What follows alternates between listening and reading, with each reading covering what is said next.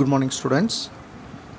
Today we are going to start our new lesson, that is our third lesson, laws of motion. So up to we completed first two lessons. You all very clear in the concepts. Okay. Now we are moved to this lesson. This is very easiest lesson. Also the continuity of the second lesson, laws of motion. In your earlier classes, you already discussed about this topic, laws of motion. Just I give some introduction about this concept. In second lesson, you discussed about the equation of motion, which means when an object is moving in a linear or angular, we are deriving three equations for calculating the velocity or displacement or time, anything we have discussed. But in this lesson, we are going to use the theoretical part for calculating the motions with the help of the Sir Isaac Newton. We are going to study the laws of motion. Before the introduction of the Isaac Newton, so many scientists deals with the concept of motion and force in their period of living. So in this lesson, introduction, we are going to discuss what are the concept of force and motion, which will be deals by the Aristotle and the Galileo. Also with the help of the Newton, how we get the three equation of motion. All these things we are going to discuss elaborately. Now we see this lesson. First we are going to see the Aristotle. We know that Aristotle is one of the famous philosopher, lived in 2500 years ago. According to his statement, when the object is moving, therefore there is the net external force. Only with the help of the force only an object is moving with the velocity. That is the velocity represented as a constant velocity. So all the scientists are accepted his concept in those days. So therefore the net force is equal to the force is acting on an object in the constant velocity. Later, the scientist Galileo, in the year of 15th century, he started research related to the Aristotle's theory. He found many mistakes in the concept of force and motion.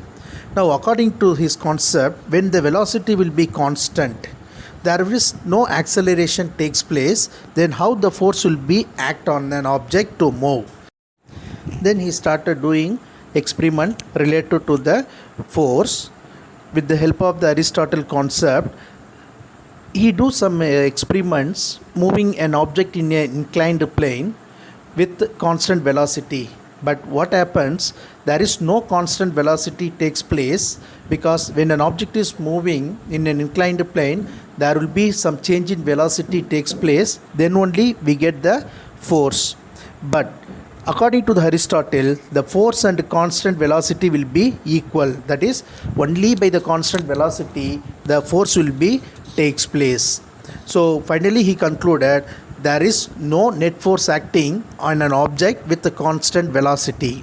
Later the Sir Isaac Newton also proved his theory with the help of Galileo. What he is saying is correct. Because if the velocity will be constant, means there will be no force. So this concept is explained in second law of motion. Now coming to Galileo concept related to the motion, that is inertia. So what is inertia? An inability of an object to change the state of rest or of motion unless compelled by it.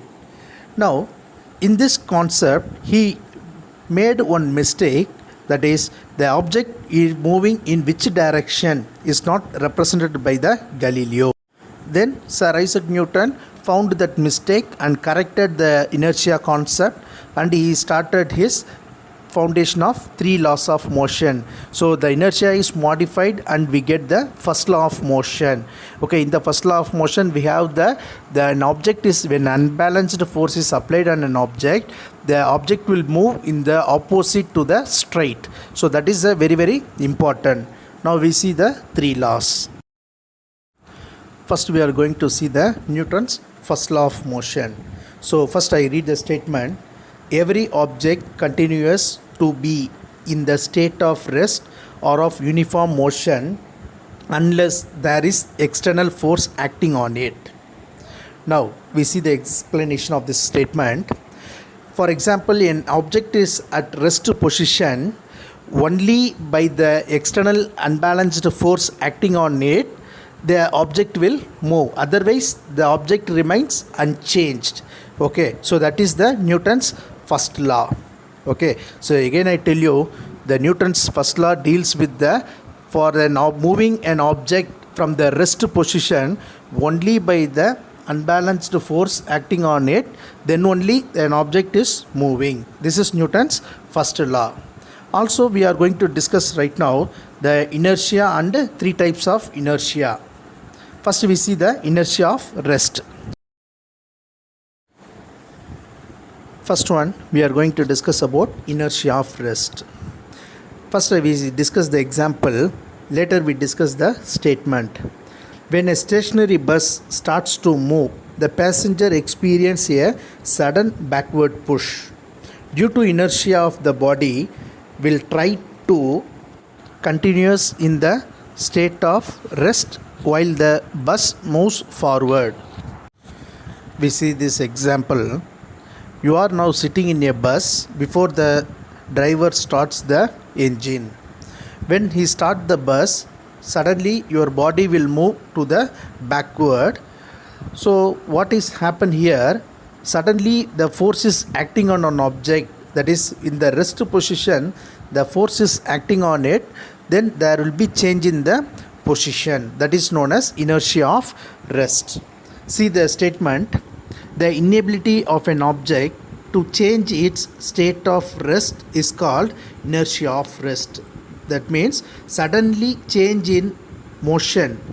Okay, when an object is at rest, suddenly change its position, that is known as inertia of rest. You see this picture, then you can easily understand the inertia of rest. Students, see this diagram.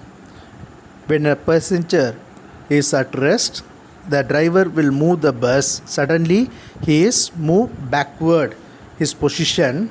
Okay, so this is an example of inertia of rest. Next, we are going to see the inertia of motion. First, we see the example. When the bus is in motion and if the brake is applied suddenly, the passengers move forward and hit against the front seat. In this case, the bus comes to a stop while the body continues to move forward due to the property of inertia. Students, I give one example. Now you are traveling in the bus, sitting on the seat. Okay, now the bus will move faster. Suddenly the driver applies the brake. Now you understand what happened to you. When he applies the brake, your body will change the position from the rest to motion. So that is known as inertia of motion. Now we see the statement. The inability of an object to change its state of uniform speed on its own is known as inertia of motion. See the diagram and you may understand. So this picture represents the example of inertia of motion. That is, the passenger strikes the seat of the front and he moves back again its position. Students, the last type of inertia is inertia of direction. Now if you see the example, when a stone is attached to a string is in whirling. So whirling means it will be in rotation, in a circular motion. And if the string is cut suddenly, the stone will not continue to move in the circular motion but move tangential to the circle as illustrated. So this is because the body cannot change its direction of motion without any force acting on it. First we see the example. Now you tied a stone in a string and it rotate in a circular motion. Raise your hand and move in your head. Suddenly you release the string. Now the stone will move in the tangential acceleration direction and move away from your hand. Now we see the statement. the inability of an object to change its direction of motion on its own is called inertia of direction. Now see this picture, you may understand the inertia of direction. The person will rotate a stone in a circular motion. Suddenly he removes the hand of the string. What happens? The stone will move in the tangential direction. Okay, so this is a best example of inertia of direction. Next we are going to see the Newton's second law of motion. Now first we see the statement. The force acting on an object is equal to the rate of change of its momentum, or otherwise we can say the rate of change of momentum is directly proportional to the applied unbalanced force. See the formula. So F vector is equal to dP vector divided by dt. Here F represents the unbalanced force and dP represents the change in momentum and dt represents the time interval. Now we are going to prove the wrong statement of the Aristotle, okay, with the help of the Newton's second law of motion. Since we know momentum is equal to mass into velocity, so and substitute the P is equal to mv in the equation, so we get F vector is equal to d divided by dt into mv. Here the mass will never change, so we move the m in the front side of the differentiation part, so m into dv by dt. Since we know dv by dt is the acceleration, therefore F vector is equal to m into a vector. So the final value represents the formula for finding the force. Okay, now listen very carefully. Here the acceleration will be takes place only when the change in velocity, the acceleration will be take place. So the Aristotle statement is wrong.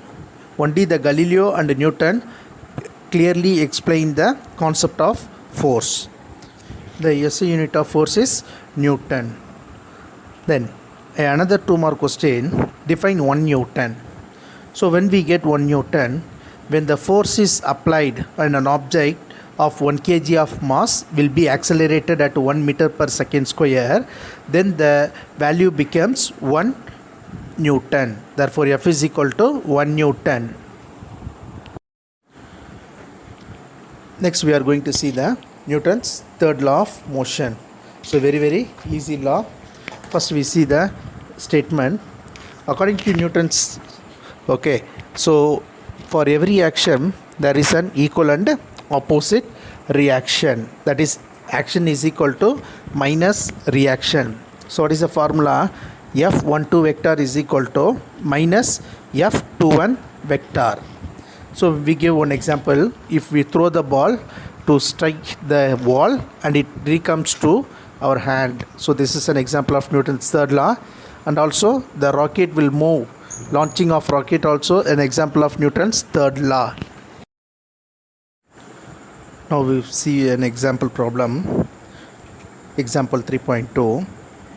If two objects of masses 2.5 kg and 100 kg experience the same force of 5 Newton, so what about the acceleration experienced by each of them?